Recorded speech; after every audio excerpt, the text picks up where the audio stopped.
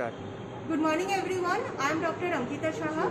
Today I will demonstrate the anterior triangle of neck.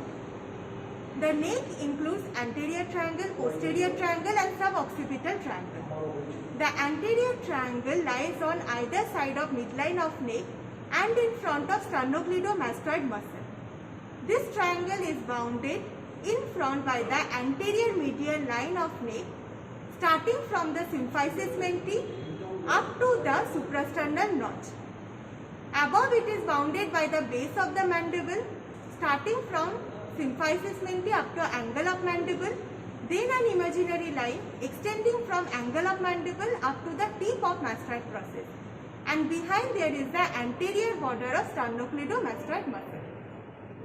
Now, for the exposure of anterior triangle, I have placed the cadaver in supine position and I have extended the neck with the help of a block kept below the shoulder. For the skin incision, a vertical incision given from symphysis menti up to the suprasternal notch, transverse incision from the symphysis menti or middle of the chin up to angle of mandible, then from angle of mandible up to the tip of mastoid process. Then I have reflected the skin downward and laterally. Once I reflect the skin, we get the superficial fascia. Along with it, there is the platysma muscle. This is the remnant of platysma muscle. After removal of superficial fascia, we will get the deep fascia. This deep fascia has been removed so that we can see the contents of anterior triangle. The deep fascia is nothing but the deep cervical fascia of the neck.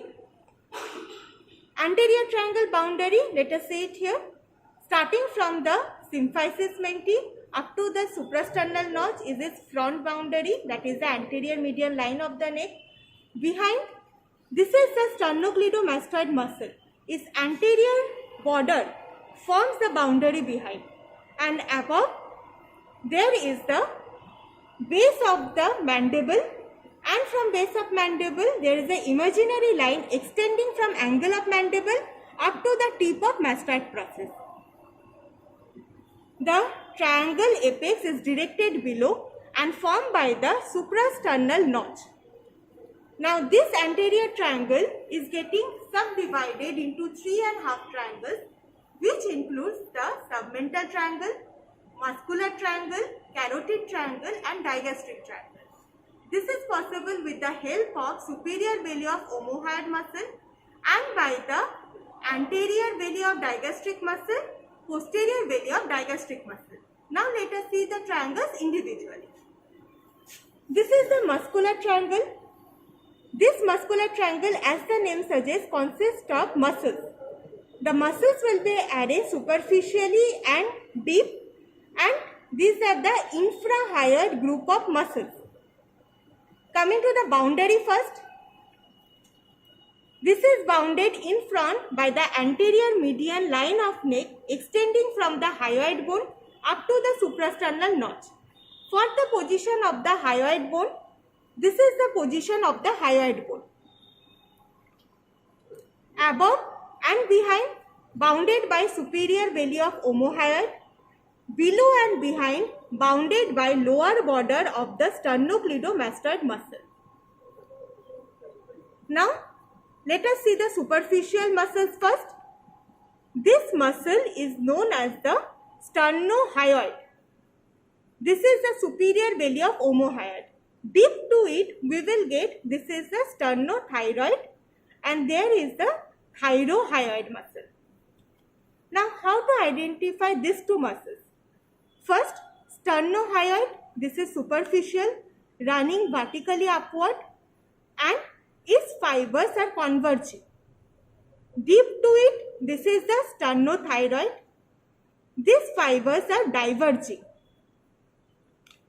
Now, there is no such important content of muscular triangle, but it in its floor contains some important structures which are the viscera of the neck. Like we can see here some portion of the thyroid gland. Also there is beneath the floor of muscular triangle larynx, trachea and esophagus. Now let us come to the other triangle, that is the submental triangle. If you look here closely, this is a submental triangle. It is bounded below by the body of the hyoid bone. As I have mentioned, this is the position of hyoid bone. This is the body of hyoid bone. Its apex is formed by the symphysis menti, medially anterior medial line of neck extending from symphysis menti up to hyoid bone, and laterally this is the anterior belly of digastric muscle. This is the anterior belly of digastric. Its floor is formed by the mylohyoid muscle. This is the mylohyoid muscle.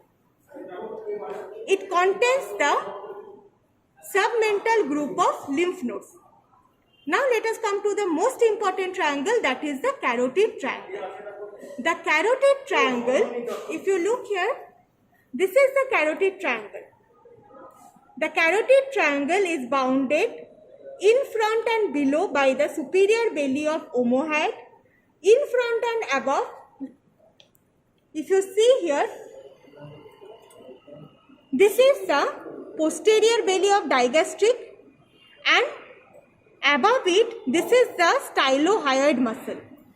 So, above posterior belly of digastric, and this is the stylohyoid muscle. Now, this carotid triangle is bounded behind by the upper 2/3 of sternocleidomastoid muscle anterior border.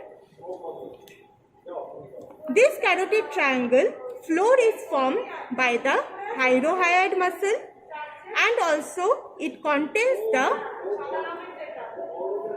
inferior constrictor and middle constrictor muscle of pharynx. This carotid triangle consists of artery, nerves and veins. Artery includes, look here closely, this is the common carotid artery and its terminal branches, external carotid and internal carotid. This is the internal carotid. External carotid lies anteromedial and internal carotid posterolateral.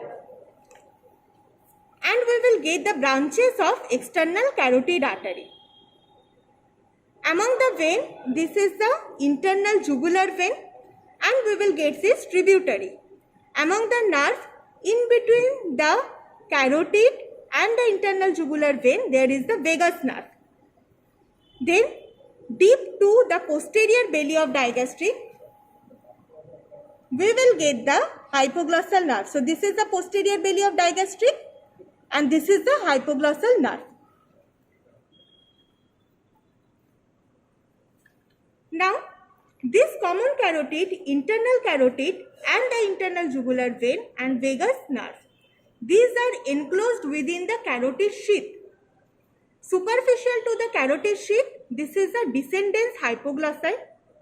This descendens hypoglossi is forming a loop here, and it will contribute in the formation of ansa cervicalis after it combines with descendens cervicalis, which we cannot see here.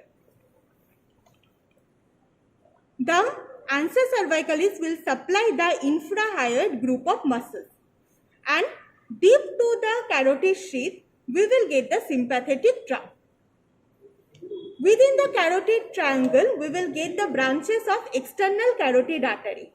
Now, the branches of external carotid artery includes superior thyroid artery, lingual artery, facial artery, ascending pharyngeal artery and occipital artery.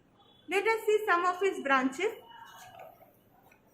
The first branch that I can see here, which is going downward up to the superior pole of the thyroid gland, this is the superior thyroid artery.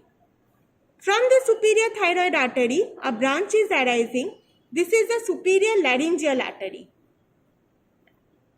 The other branches we can see here of external carotid. This is the loop of the lingual artery. Rest of the branches are arising above it. We can see some portion of the facial artery here. But we cannot see its origin because it is much more deeper and above.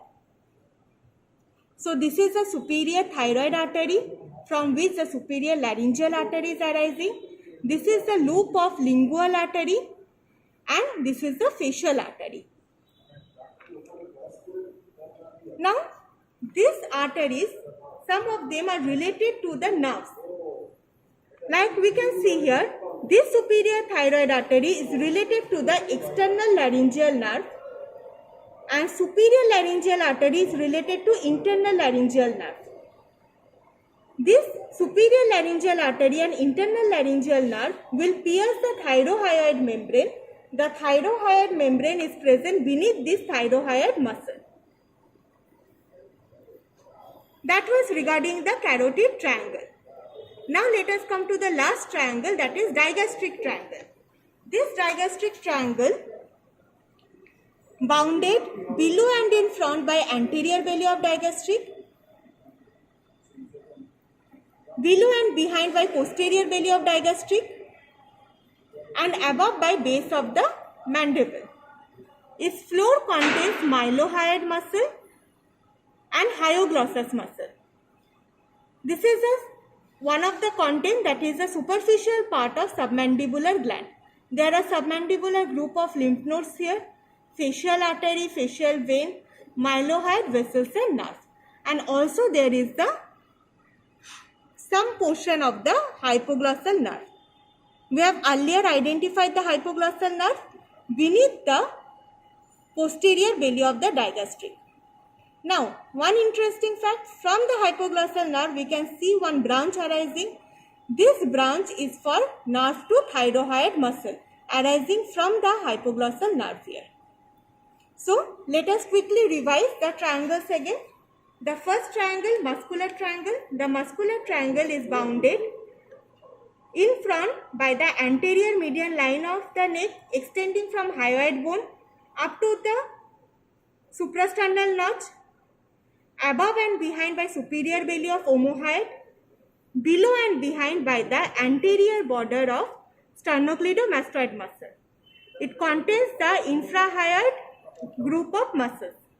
This is the submental triangle bounded in front by the anterior median line starting from symphysis menti up to the hyoid bone, below by the body of hyoid bone, and on side it is by the anterior belly of the digastric muscle. Carotid triangle in front and below by superior belly of omohyoid, above by the posterior belly of digastric and also by the stylohyoid muscle, and behind by the upper 2/3 of anterior border of sternocleidomastoid muscle. Coming to the digastric triangle, in front and below there is the anterior belly of digastric, in front and behind. Behind and below there is the posterior belly of digastric, above base of the mandible. Important contents, in the carotid triangle we are getting the common carotid artery, anteromedially external carotid with its branches, and this is the internal carotid artery. From external carotid we are getting the superior thyroid artery. From superior thyroid artery we are getting the superior laryngeal. These are the other branches which includes the lingual artery. In the digastric triangle we can see the superficial part of the submandibular gland, and this is the facial artery which arises from the external carotid artery only. So that's all regarding the anterior triangle of neck. Thank you.